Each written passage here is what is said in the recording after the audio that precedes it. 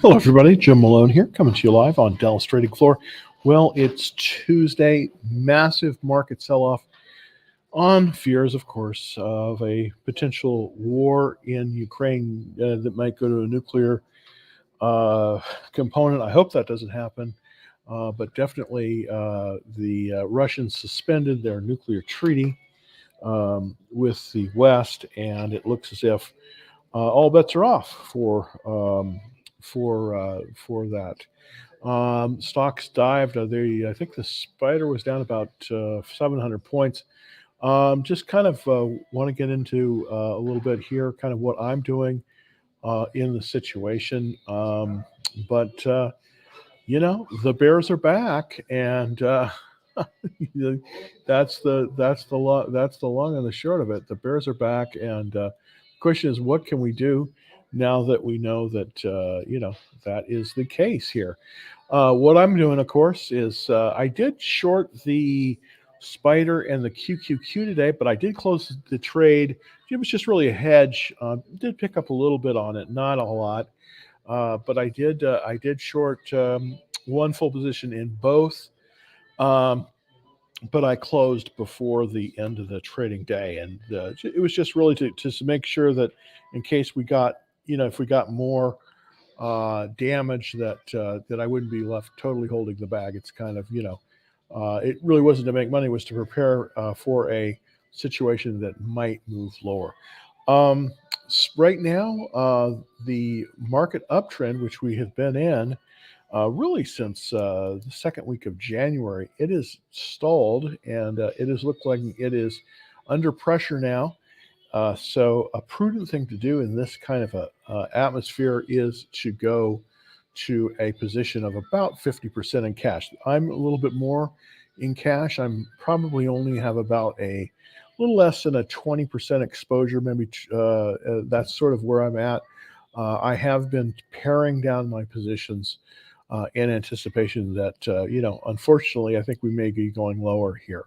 Um, what I'd like to show you, of course, is my prediction on that. And of course, it's just a prediction, not based on not based on any insider knowledge, because, as you know, here on Dell's Trading Floor, we have no insider information, and we get the information just along with you, but try to put it into and interpret it the best that we can. The Spider, which is the S&P 500 ETF, it covers the 500 largest traded companies typically. That did close at 399.09, which is right below that $400 mark. Now, I did take a look at the action after hours, and it definitely is trading up a little bit, but I do think that that's a dead cat bounce. I'm looking at a low potentially on the Spider of about 390. I still hold to that. That would put it below the 50-day moving average. What was the call for concern today is that the Spider moved below the key level, which was the 21-day exponential moving average line, and it did move below that. So that is the reason that we changed the outlook from uptrend, confirmed uptrend, to an uptrend under pressure. And this basically, what this is basically saying is that we need to kind of go to cash, get heavily more into cash right now. We may see a pullback. If it continues down, if we go into correction, then we want to start shorting. One of the easiest ways, of course, to do that is to short some of the indexes, and of course there are other ways to do it with puts and that kind of thing. But we want to get ready in case that becomes an eventuality. So just wanted to put that out there to everybody. And so that's kind of what I'm doing. Let's take a look at the VIX really quick. I have a slide on the VIX, and of course, this is the volatility index. And it did spike today. The volatility was up a little bit on today. As you can see, it moved up. So we're starting to see some more volatility in the market as it pulls down. Now, I do think that we're probably going to get an update tomorrow. That's my guess, of course, based on the fact that, nothing goes down in a straight line. But I definitely think we're seeing weakening market conditions. And, this is due to a lot of factors. One of the factors, of course, being the situation, unfortunately, in Ukraine. So that is giving the market a lot of pause, and a lot of people are pulling out into cash. And of course, it does look like the inflation numbers came in, unfortunately, much hotter than we thought they were going to come. And so we do kind of expect the Fed to continue to raise rates. So it's not going to be really, really great for everyone. There's a lot of coal and switches, and everybody's stocking here. Not looking as great. It's a good time to basically be more in cash and kind of reduce those expenses and keep everything kind of under control here. It's just one of those situations. Here's currently what I've got in the market. This is my portfolio. I have been reducing, as I said today, and then I did take a short. I did short the QQQ and the Spider just briefly and made a little bit of money there, but didn't really held it mainly as a hedge. All right, in mode. I'm in mode. That was down today. Of course, it's down about 3%. Ouch. PACCAR, this is a company that had been doing well on Friday. This is one of the largest manufacturers of trucks, and they have been doing pretty well. PACCAR, and the symbol on this is PCAR. That was down today. Permian Resources. This is a ownership of mineral rights in the Permian Basin. And it was down today, but I do expect, even though the price of oil was down, I do expect we're going to see a spike in oil prices, unfortunately, because I do think that a lot of the Russian crude is going to come off the market, and I think we may see a spike. Now, it's going to kind of be a distribution thing. I do think we're going to see West Texas Intermediate move higher, but not immediately. So that's one of the reasons I do have that position in PR. I also have a position in XLE, which is the Energy Select Spider. It's primarily Chevron and ExxonMobil. So that's another one. It was down today too. I have a small position in AEHR Test Systems. This is a semiconductor test company. And then one in STM Micro. And this one, is kind of weak, unfortunately, too. This is the Italian-Swiss semiconductor company, primarily selling semiconductors in the automotive space. So we'll see how that one does. We will see how that one does going forward. All right, let's get to some of the questions. Thank you for holding on, everybody. And let's go over here to the questions and see what's going on. So I'm going to go up here to the comment section. Thank you, everybody. And first question from Charles. Thank you very much again. Oil services. Lastly, XOM. All right. Well, we're going to take a look at some oil services. I kind of tend to agree with you. I think that the oil services area, that's definitely, at least in the near future, that may be the place to look for some strength. Let me just pull over my charts here and get them going. Let's see if I can put them into use. Just going to go over here to the oil services. I'm going to go over here to the industry groups, which is the oil services. Let's kind of see where their group rankings are right now, and see if there's been any really change. I don't think there has been. Oil field services, yeah, that's the number one sector right again. Let's take a look at the whole sector and see if I can put that up there for everybody. Okay, there we go. This is the oil services. This is the oil services sector. The entire sector, and it has it definitely saw a pullback today. There's no question about it. This is the pullback, pulling below that key line, the 50-day moving average. It did pull down, but I want to kind of like to see kind of where we're at. It still has 99 relative strength. That means it's in the top 1% of all stocks out there. But I want to look kind of what the top stocks are currently. Currently, it's saying, and this is a company that I don't know a lot about, North American is number one in the Schlumberger. Schlumberger is far larger. So I'm going to take a look at the chart for Schlumberger. This is the oil field services, of course, and see how it's doing. It just looks like it's getting some support, which is good, at about the 50-day moving average. So let's look at that really quick to see if that's viable. Yes, it is. Schlumberger is 100% on the checklist. So this is something you might want to look at as we're seeing some weakness in the overall market, I think it's going to be a movement once again out of some of the growth stocks like the chips and the big cap techs, and I think it's going to be back into some of the commodity oriented stocks. Basically the oils. That's kind of what I'm looking at. And so SLB's number one currently. Technically, could we buy it here? This isn't a bad place. It does look like it's getting some support. I want to take a look at the 60-minute chart for it. Yeah. Okay. So it does look like on Schlumberger we have some support at about 53. That's kind of where. But it did a totally mixed day. We did end up the day with a sell, with selling off. So I definitely think I want to see the trend move to the uptrend on the 60-minute chart, and then I would probably buy Schlumberger. But I would definitely put it on my watch list. I think Schlumberger has some, again, some really great potential, obviously, because it is, used by all of the major companies. If there's going to be oil drilling, Schlumberger is going to benefit. So that's kind of the deal. Let's look at ExxonMobil. And now I sold out of ExxonMobil, and I sold out of Chevron maybe too early. Again, pulled back down. It does look like we may get some support at the 50-day line. And the 50-day line basically is right about 110. As you can see, it's about 110.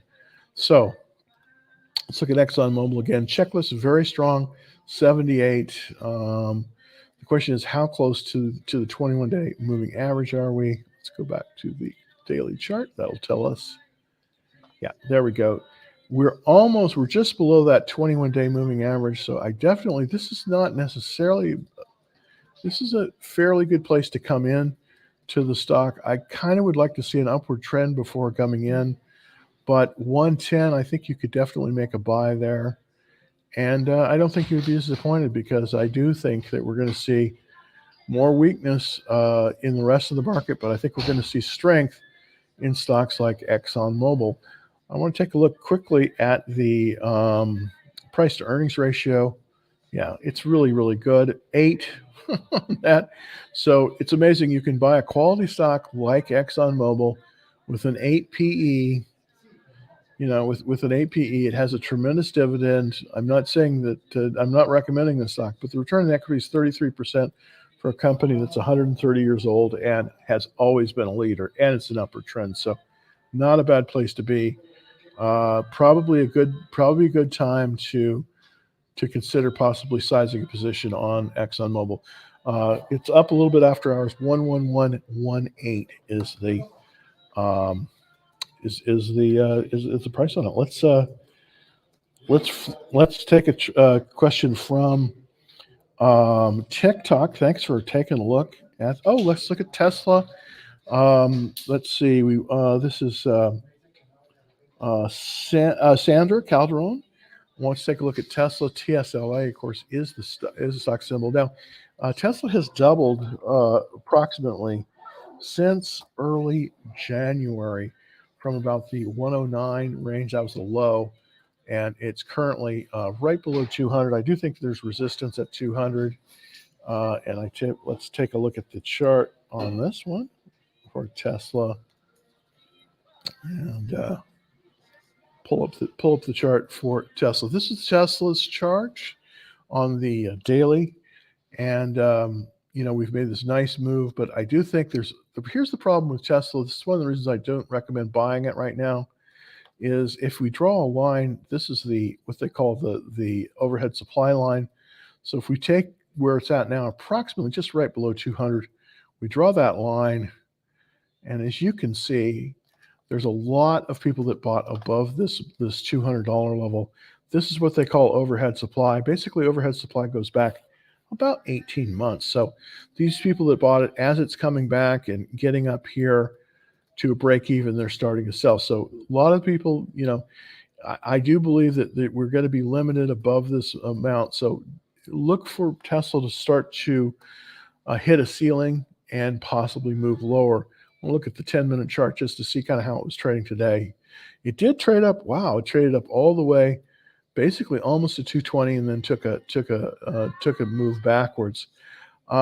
Expect it to probably move a little bit lower tomorrow. That's kind of what I'm looking at with this chart. So I'm not taking a position in Tesla right now because I'm trying to figure out the overall direction of the market. I do think it's lower. So that's kind of the that's the kind of thing. We have a question here from Nick on a company called Path, P-A-T-H. That's the symbol. Let's take a quick look at it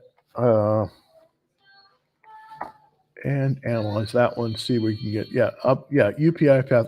I had traded this one prior. I've traded this one, and it does look like it did peak its head above that 200-day moving average. That's this black line here. But the problem is it does look like it's lost stream, and it looks like it's below 200-day moving average. Earnings are basically in 3 weeks, and I want to take a look at the technicals on this one. Right below the 200-day line. It does not look good for this one. Yeah, it's 56 relative strength. I would avoid this for right now just because you might want to put it on your watch list, but I really think that if we're looking at the weekly chart, we have got again, this is the problem with so many stocks right now that last year basically pulled back. We have a tremendous amount of overhead supply. This is the overhead supply line right here. And it just looks like, there's just so many people that bought it above this $15 mark that you're just going to get a lot of selling at that level. It does look like it is cash flowing, which is good, but the PE ratio on this one, 311. So not really that profitable. If you compare this to ExxonMobil with a PE of about 8, you can see why, unfortunately, right now in this market, ExxonMobil is a superior buy to this. If we were to compare these two stocks, let's do that just really quickly. I want to kind of show you kind of what happens when you get in these downward markets. Everybody runs for cover, and it just becomes difficult. And in this kind of market, we just really have to, take a very kind of a protectionist approach to protect our capital. But let's just compare these two companies, Path and ExxonMobil. So yeah, actually, in the last few days, Exxon has Path has outperformed ExxonMobil. But I think over the long term, let's just go to a longer term. Let's go over a year here and take a look. Yeah, ExxonMobil, of course, is way out in front in terms of its performance over Path. But of course, in the long term, we're all dead, so we can't depend on that. But if you'd bought Path a year ago, you would be down about 60%, whereas if you had bought ExxonMobil about a year ago, you would be up about 80%. So that kind of tells you this. That kind of tells the tale. I don't know if some of these stocks that were popular are ready to go once again. I mean, I think it's going to be tougher because the stocks that were doing great 2 years ago, a lot of them have lost a lot of their value. So I don't know if all of them have turned. All right, Lisa, thank you very much. I have FCX, great stock, by the way. This is Freeport-McMoRan. It is one of the largest mining companies in the world, and they're especially big in copper. Of course, copper is very important in terms whenever there's. I mean, this is a terrible thing to say, but whenever there's war, copper tends to move up in price. Why? Because it's used in armaments and everything else too. But so there is the commodity prices for copper are bullish, unfortunately, with this war in the Ukraine. So we have to. There's two materials that you want to look at when you're looking at this.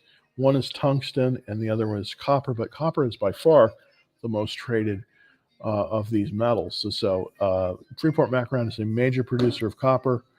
And let's take a look to see for Lisa where the best stop loss would be on this one. Currently, on the technicals, I would probably put my stop loss basically at about the 50-day line. That's going to be at about 41.83. And that would be right here, that 41.83. That would be essentially where I would put my stop loss. And I don't think, it does look like it was moving down. It got support at the 50-day line, and it's moving higher. So where I would put my stop loss would be at that 50-day line. Now, currently, that 50-day line is at 41.82. So that's where I would be putting my stop loss. Thank you very much for that question. By the way, this is a very good stock, Freeport McMoRan. It's a very, very good stock, especially in this kind of environment. And I think you made a very, very good buy. I definitely think it's going to move higher. But again, I think where you want to put your stop loss is right at that 50-day moving average, which of course right now is 41.82. So good place to put your stop loss on that one. Thanks for that question. That was a very, very good question. And let's take a look for Troy. Troy, thank you for dialing in again. Yeah, I still think it's a bearish market too. I absolutely agree with you. That's what the VIX is telling us. That's what the VIX is telling us, and also the also the S&P. So we have more volatility in the market, and it's moving lower. So yeah, I definitely agree. We're going to take probably a bearish leg down. I'm looking at I'm looking at a floor on this leg down of about 390 on the spider. So let's take a gander at the spider really quickly to see kind of what I'm talking about. This is the spider SPY, and pull it out here. Okay, yeah, there we go. So this is the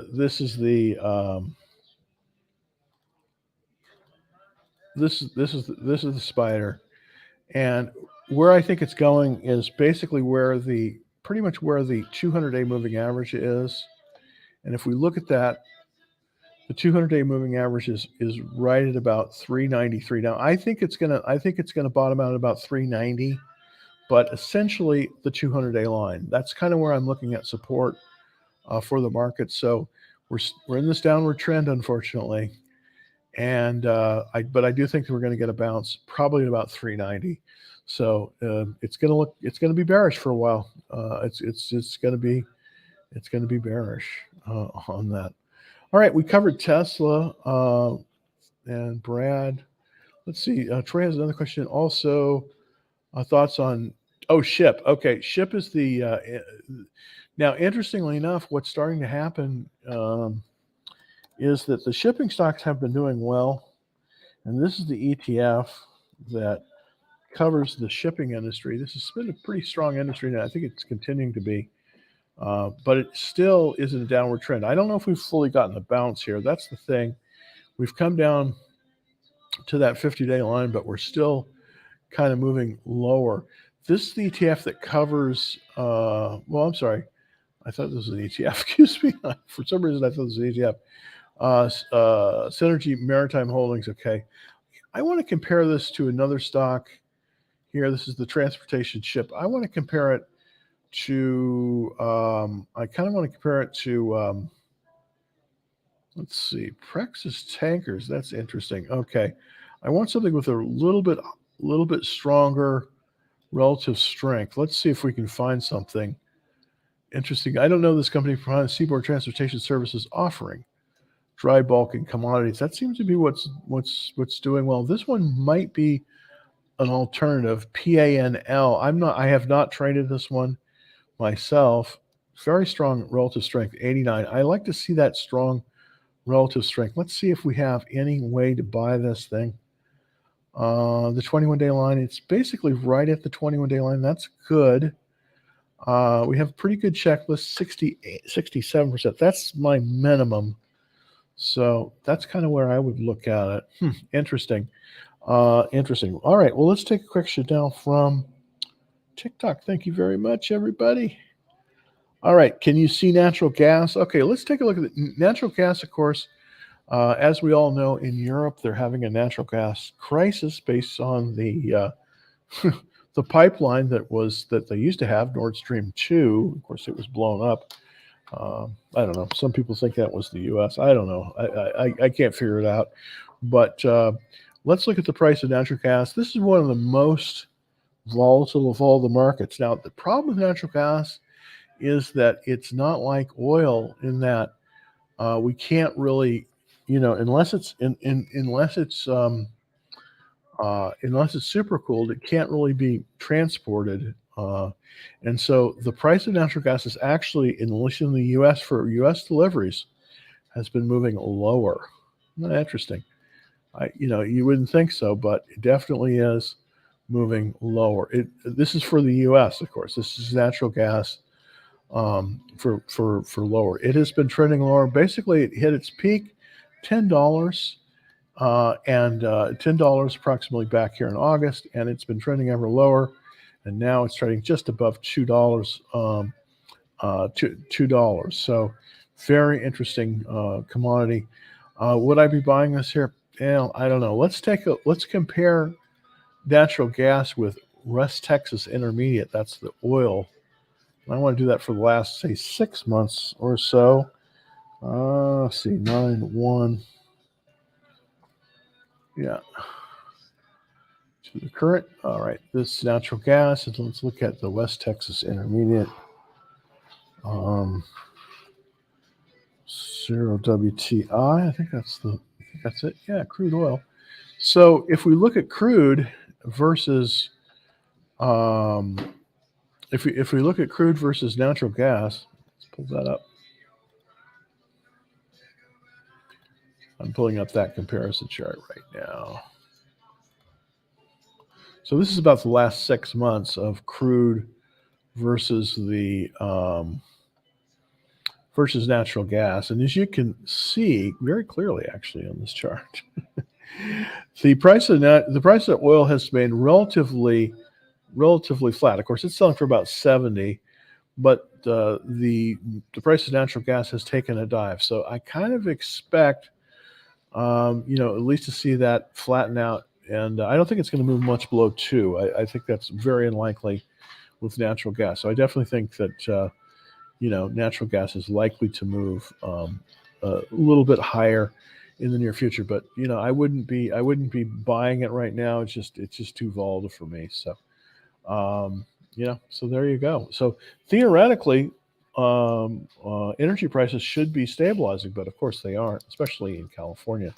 So go figure. I think they're using this as a excuse to move higher on the terms of the price.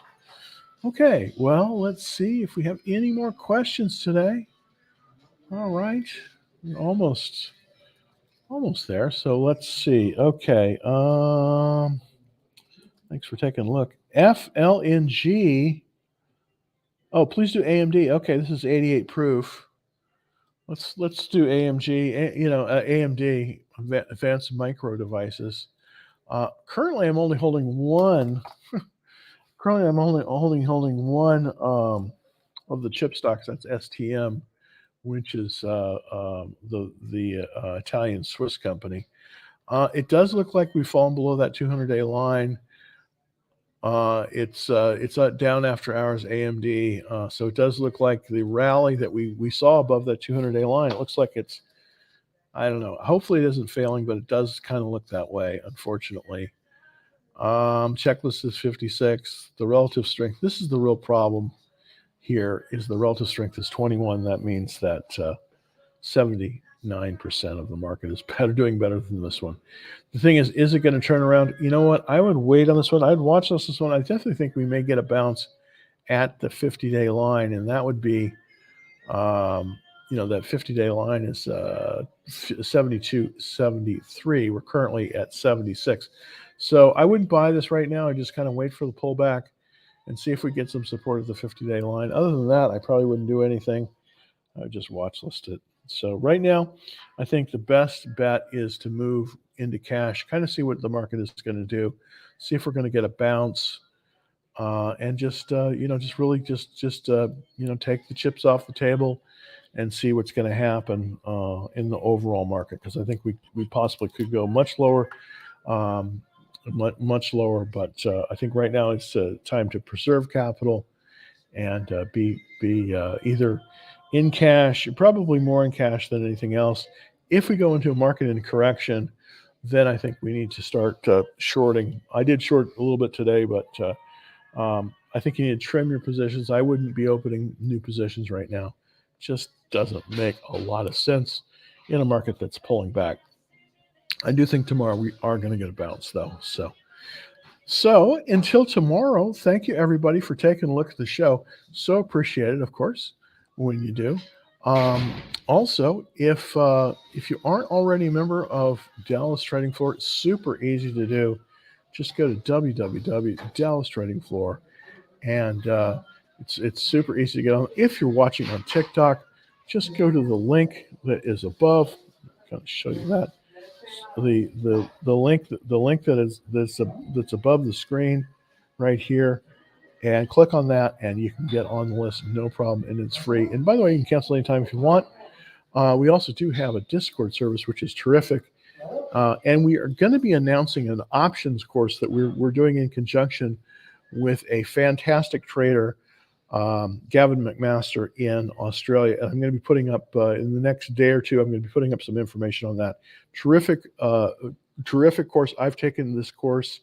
Excellent course. And it's going to be available exclusively to members. We're going to have a discount for everybody here. Normally, this is a pretty expensive course, but we've got some discounts going on, so it's pretty exciting. I'm so excited to partner up with Gavin and offer discounts to everybody, and so we'll be going forward on that.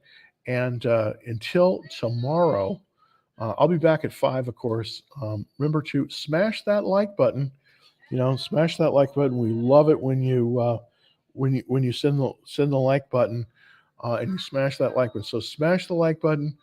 We'll be back tomorrow at 5 o'clock, everybody. Happy trading, and good time now to kind of reduce your position, preserve your capital, and because I think the market may be going lower. So I will see you back here tomorrow at 5. Happy trading.